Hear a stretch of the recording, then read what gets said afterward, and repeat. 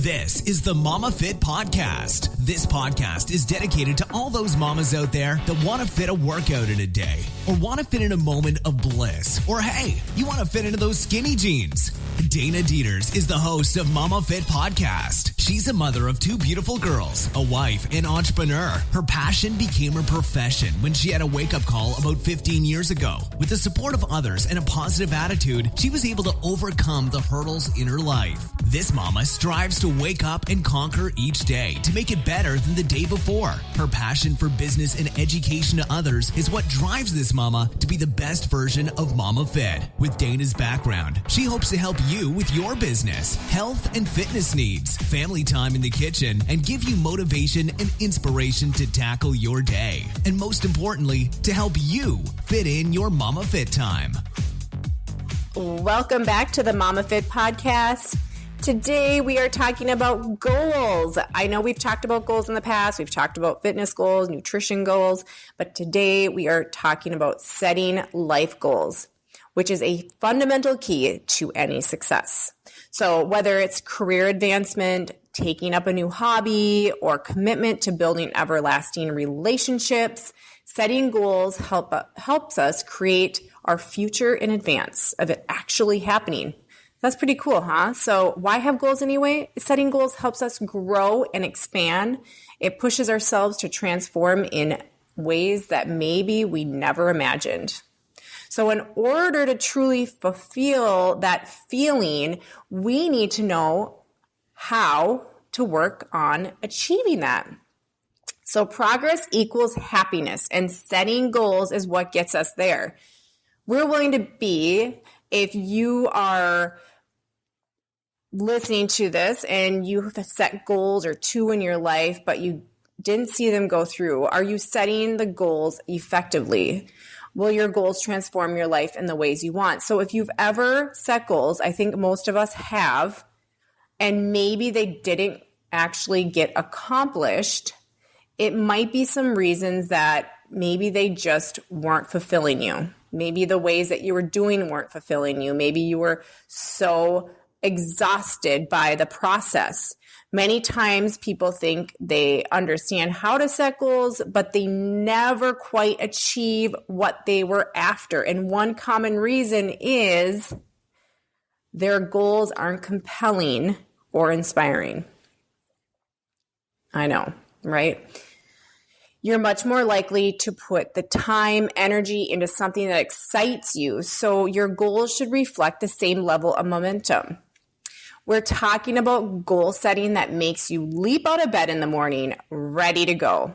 Think of a goal as a dream with a deadline. So how do you create that compelling goal? All right. So 2 questions for compelling goal settings. 1, identifying your goals. What do you really want, and what is your exact objective you desire? So it could be something as far as a promotion at work, to take up daily motivation. In order to set those achievable goals, you need to have a clear outcome in mind. So something most magical happens when you take that generalized desire and start defining them more precisely through goal setting. So let's take one goal I have in mind. So this is just an example. I am writing a children's book. Again, another one. And my goal was to get this children's book done. I just realized I've been writing a book every 2 years, and I don't know what it is. I had a bug that was like, I just had like this feeling I needed to do another book. And I always do what I'm told. My intuition tells me, and I just do it. And so it came up, and I had this great idea. I'm not going to say it came up really easily this time, because I knew I had to write this book. I don't know what it was about. I had this feeling.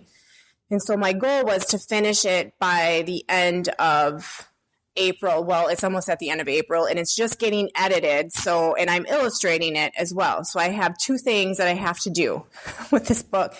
The last one, I had an editor or an illustrator help me with the illustrations, and we did it together. But this time I'm doing it all by myself. So it's a much more of a task, but I can do it. I know I can. So my goal is to finish this book now. I'm giving myself an attainable timeline. And it's going to be at the end of May or maybe in the middle of May. I don't know how fast I can go, but I'm going to try. So my goal, I had identified my goal. It is to write a children's book.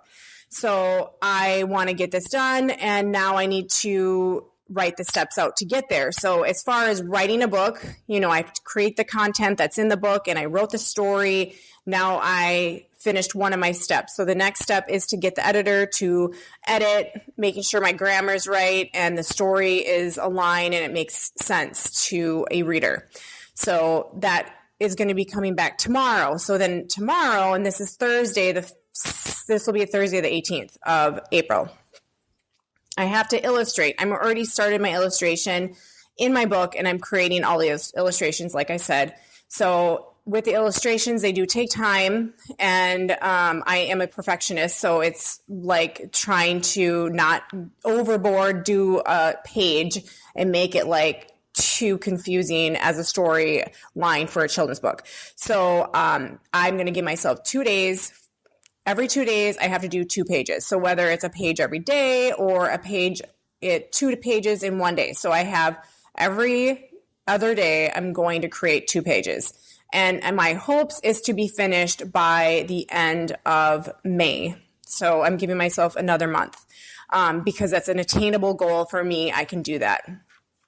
So the next thing you want to do for your questions of compelling goal setting is to identify a purpose. So for me, I wanted to create a book to empower girls and to, and this is basically a 4 to 8 year old book. It's kind of like the same age group of the book I had before. This one is a little bit more words, so it's going to have a little bit more for like the older kids, and it is about trying to change their mindset to be more confident, more empowered, and having good friends and that make them feel good and have them feel good about themselves, making them happier, giving them the tools to make them feel like they are that empowered girl like we should have, okay? So that is my purpose to this book, is to hopefully empower young girls to be very empowered adult women, okay? Because I think if we start early, it can actually help us out in the future.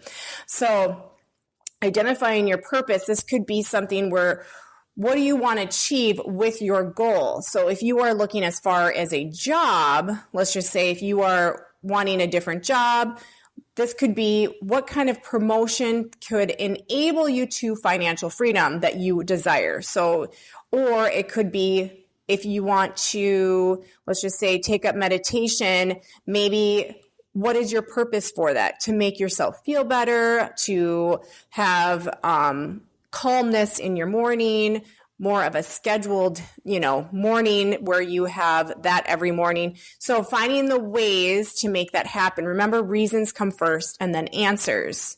So repetition is the mother skill of your goals. So you are on your way to become a master of your goals and your future.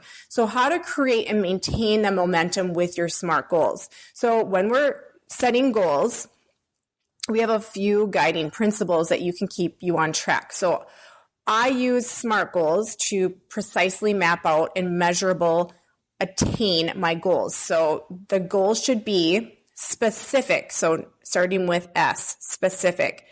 So more detailed that you can be, the better. So how specific can you be with your goal is to lose weight. So a lot of people will say, I want to lose 20 pounds. It's a great start.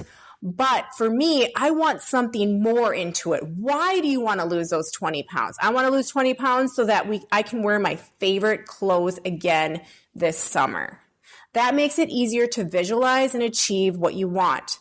This also puts a reason behind your aim, which will enable your progress to further when things get challenging. So like it will make you feel more like I got to do this when it gets tough. Measurable. So we have measurable. Precision is your friend when it comes to goal setting. So if you are trying to lose weight, I'm just going to use the whole weight loss because it's easier to understand. This could be even your money, like saving money kind of thing. I'm going to save this amount for like every week I save $5. Let's just say $5. Okay. And then at the end of the 6-month mark, I should have this amount of money. So I'm going to say we're going to stick to 20 pounds that we just talked about, just to make it more easily to remember how this makes sense. So measurable, seeing progress for 20 pounds. Obviously we know how to like measure our 20 pounds, either with a scale, with a measuring tools, with pictures. Granted, I'm not a big fan of the whole scale thing. I think it's kind of just junk. It's one way to actually use as a tool, but it's not the guiding light as far as seeing what progress you're making. I feel like pictures are huge. Pictures say 1,000 words. And so does taking your measurements with a good old measuring tape. That is money, honey. Okay. So, but that is one way to know where you are, where you start, and then how each week happens. So each week, check in with your progress. That's a way to see your success. So we're on to achievable. So if you can't actually attain your goal, it will only serve to frustrate you and dishearten you. Okay. So if the goal is too big, you guys, and too lofty, making them seem impossible, this will lead us to frustration and quit. So make it achievable. Like I said before, for me, I had made my goal to be within a month of writing a book, and that was not achievable, but I gave myself some slack. I'm giving myself 2 months because I know I can I can make it happen. So for realistic wise, that's the next one, realistic. So for one, we have to live in the real world. And it is an ideal one. So make sure you're setting yourself up with goals that match up with reality. You can't lose 20 pounds in like 4 weeks. And if you do, it most likely may come back. Okay. So making your goals more realistic and how your body will work is totally different for everybody. So if you say, hey, my friend lost 20 pounds here, but I'm only at like 10. Well, now I'm mad because I'm not at that person's weight like they are. That's not realistic. Our bodies are completely different. Everyone has something going on. We might have, gut issues. You might have some kind of bloating or whatever, but we're all different. Our metabolisms are all different. So never compare yourself to someone else, even if it's not about weight loss. It could be like even money saving. Hey, this person was able to go on this trip. Why can't we? We make more money. Well, guess what? You might have more bills at home than they do. So it's just about being realistic with your goals.